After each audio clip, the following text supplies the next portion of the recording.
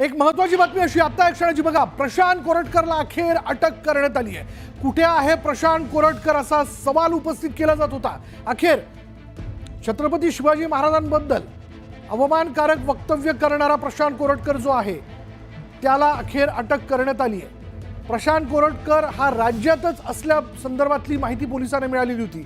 खास करून तो चंद्रपुरातच कुठेतरी आहे असा एक अंदाज जो आहे तो व्यक्त करण्यात येत होता। पण आता नेमकं प्रशांत कोरटकरला कुठून अटक करण्यात आली, प्रशांत कोरटकरला तेलंगणातनं अटक झाल्याची माहिती समोर येते। अधिक तपशील आपण जाणून घेणार आहोत। आमचे प्रतिनिधी आपल्या बरोबर आहेत, आमचे प्रतिनिधी तुषार आपल्या बरोबर। तुषार, काय माहिती?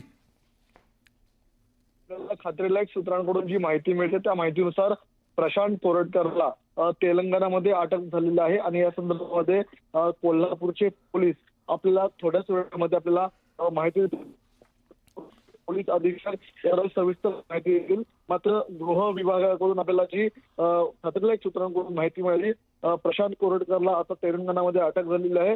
प्रशांत कोरटकरला अटक व्हावी यासाठी आपण जर पाहिलं असेल तर विरोधक गेल्या 3 आठवड्यांपासून आपल्याला अर्थसंकल्पीय अधिवेशनामध्ये आपल्याला घोषणाबाजी करताना मागणी करत होते, सरकारकडे मागणी करत होते। मात्र अखेर प्रशांत कोरटकरला तेलंगणामधून अटक झालेली आहे।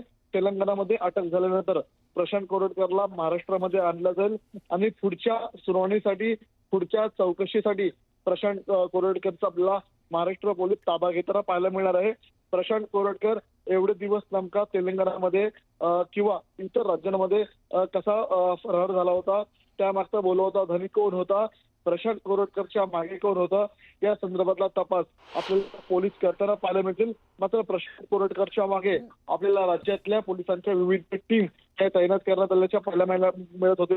स्वतः मुख्यमंत्री देवेंद्र फडणवीस या संदर्भामध्ये लक्ष ठेवून होते।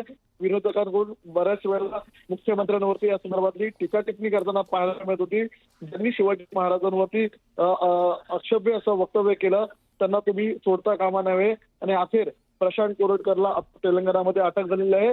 कोणत्याही क्षणी कोल्हापूर पोलीस या संदर्भातलं ब्रीफिंग घेतील आणि नंतर त्याला महाराष्ट्रामध्ये आणलं जाईल। विशाल। तुषार